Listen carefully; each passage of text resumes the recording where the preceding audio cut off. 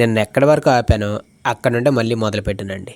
నిన్న అంబులెన్స్ వాళ్ళ ఫోన్తో వెళ్ళిన నేను అంబులెన్స్కి అయితే బాగానే స్టిక్కరింగ్ చేశాను. వాళ్ళు కూడా ఫుల్ హ్యాపీ అండి. ఈ రోజైనా వేగంగా వచ్చి చేద్దాం అనుకున్నానండి దీనికి స్టిక్కరింగ్, అయినా కుదరలే. 10 అయ్యింది.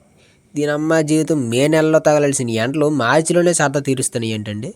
దానికి తోడు ఈ గడించి ఎక్కి దిగి నా దూది పోయింది. అదే నాకు దూల తీరిపోయింది. షార్ట్ కట్లో చెప్పానులేండి.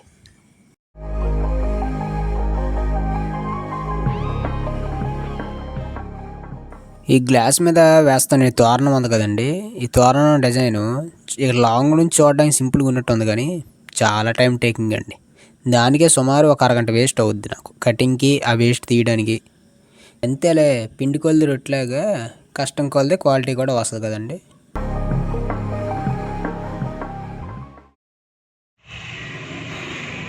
ఏంటండి ఈరోజు ఎండలు దోలు తీర్చేస్తాను, మామూలు లేవు. బస్కి ఆ ఫ్రంట్ అద్దంకి చేసిన పనికి ఎండలో దొరికిపోయానండి, మామూలు లేదు ఎండ. తెల్లారు ఎప్పుడు 8 గంటలప్పుడు, 8 కాదు 7 తిన్నాను 3 ఇడ్లీ. అవి అయిపోయి కూడా 4 గంటలు అయిపోతుంది ఆల్రెడీ. అమ్మ జీవితం,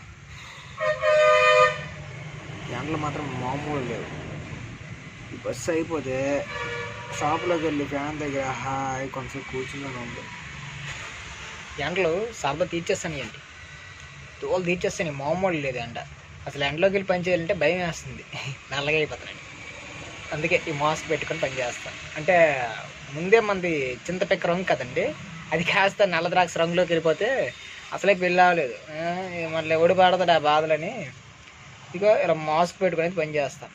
ఒక పక్క ఎండ వేడి, రెండో పక్క ఈ మాస్క్ లోపల ఒక్క మామూలు లేదు. సూపర్ అంటే సూపర్. బయట ఎండ మాత్రం వేడిగా ఉంది, ఎంత బాగున్నదో.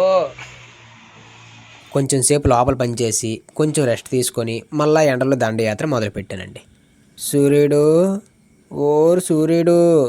ఎండ కొంచెం తగ్గించువా, ఉక్క పెడతాందిరా, మంట పెడతాందిరా, కళ్ళు కూడా తిరుగుతున్నాయి. సూర్యుడు ఆపవా. మొబ్బన్నా, ఓయ్ మొబ్బన్నా, ఈ సూర్యుడికి కాస్త వడ్డురావా. ఏంది మా మొబ్బన్న కూడా పలకడం లేదు. నా మైండ్లో అయితే అప్పుడున్న ఫీలింగ్ ఇదేనండి. ఒక్క మబ్బు కూడా సూర్యుడికి అడ్డురాదు, సరదా తీరిపోతుంది, ఇదే ఫీలింగ్.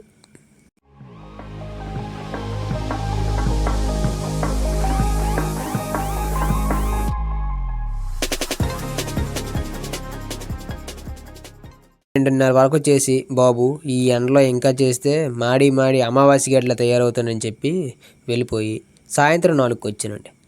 అయినా సరే వదలలేదండి సూర్యుడు. అదేంటో కానీ పని ఉన్నప్పుడే పని వస్తుందండి, ఖాళీగా ఉన్న రోజు ఖాళీగా ఉంటాం. ఇక్కడ పని చేస్తున్నాను, ఇంకొక పని నాకు ఆల్రెడీ పెండింగ్లో ఉంది, ఇంత బిజీలో ఉన్నాను. ఆల్రెడీ మళ్ళీ షాప్ దగ్గర నుంచి ఫోన్లు, అన్న షాప్ దగ్గర ఉన్నాం రా అని. అన్న ఇక్కడ బయట కొత్త రోడ్ దగ్గరికి వచ్చాను, ఇలా బస్సుకి స్టిక్కరింగ్ చేస్తాను, ఏమనుకోకండి, రేపు చేద్దాం మన బండికి అని చెప్పి అందరికీ ఒప్పిస్తున్నాడు. తప్పు మాట. వాళ్ళు కూడా సరేలే బెదరు, ముందు అక్కడ పని కానీ రేపు చేద్దాంలే, రేపు వస్తానులే అని చెప్పి వెళ్ళిపోయారు.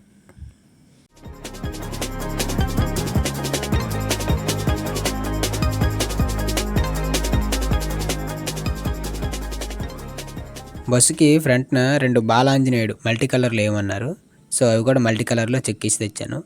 అండ్ బస్సుకి ఫ్రంట్ బ్యాక్ సైడ్ కూడా 2 దిష్టి బొమ్మలు అటు చిన్నవి పెట్టమన్నారు. అలాగని భయంకరంగా ఉండకూడదు, చూడడానికి పెద్దగా ఉండకూడదు అన్నారు. అందుకే చిన్నవి 2 దిష్టి బొమ్మలు అయితే ఇటు పక్క అటు పక్క అయితే గడించి అటు తిప్పి ఇటు తిప్పి అటు జరిపి ఇటు జరిపి ఎక్కి దిగినప్పటికే టైము ఓపిక 2 అయిపోతున్నాయండి. ఇది ఐరన్ గడించి అండి, దాదాపు 40 నుండి 50 కిలోల మధ్యలో ఉంటుంది అటు. ఇది ఈ బస్సుకి మ్యాక్సిమం వాళ్ళు ఏమేమి చెప్పారో అన్నీ అయితే రెడీ చేసి అంటించడం జరిగిందండి. ఏంటో కానీ ఈ బస్సుకి ఎంత స్టిక్కరింగ్ చేస్తున్నా లాస్ట్లో ఏదో ఒకటి మర్చిపోతానండి. అది మళ్ళీ నాకు ఎప్పుడో చేయమంటారు. దీనికి కూడా ఎటు మర్చిపోయినా అని ఆలోచించాను కానీ ఏం గుర్తురాలే.